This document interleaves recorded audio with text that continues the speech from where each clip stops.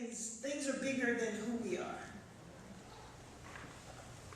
It's nothing to do, I'm not in this role for Dot Harris, I'm in this role for support of this country, and in particular, for getting our amazingly beautiful, fantastic American kids interested in STEM. Because like I said, there's nothing more amazing than the minds of an American kid, because when you look at what they can bring and the difference they can make, it's something phenomenal. A good amount of high schoolers, such as ourselves, are already interested in technology and engineering and objectives like that. And so we think that it's very important for people who are promoting those fields to actually give open access to those fields and say, here's how you can go and get this, and if you're interested, and basically connect that with schools and make sort of a pipeline into colleges and even straight into the workforce.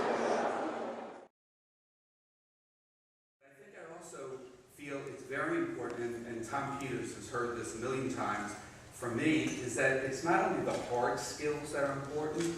I feel that STEM learning really teaches students the very, very important soft skills of collaboration, teamwork, communication, organization, and really great analytical thinking.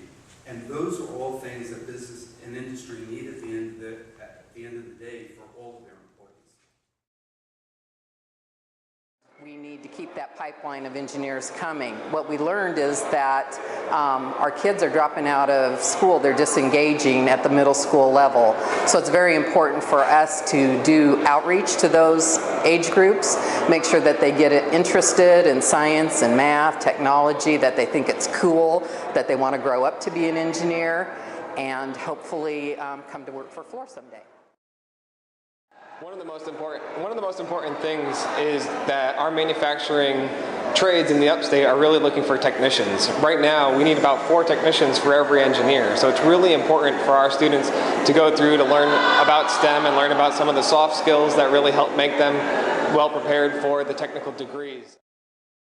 With STEM, you really learn a lot of skills that you can apply to lots of various areas. So, in our era, information is available very, very widely. So knowledge is available widely. You can use Google to find out facts about anything you want. But what you learn in STEM is sort of the logical thinking, the computational thinking skills, the problem-solving skills that you need to then leverage those facts in some way to have a significant impact on the world.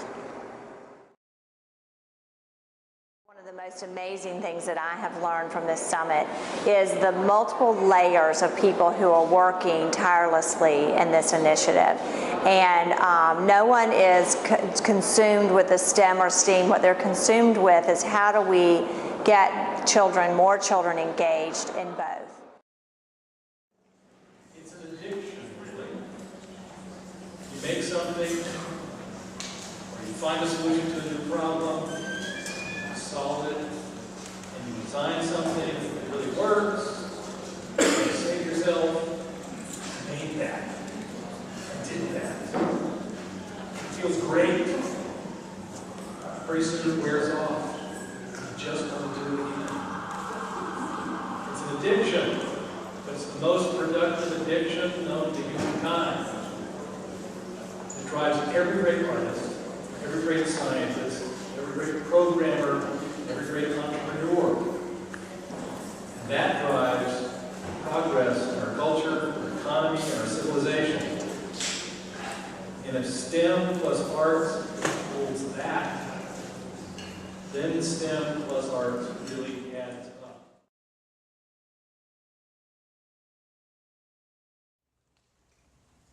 Really big challenges require you to assume success and make your decisions from the end point backwards. If you assume success, the kinds of decisions you make will be different than if you're always trying to justify, can I take the next step? It's a subtlety, but I've watched people do it. Think about this.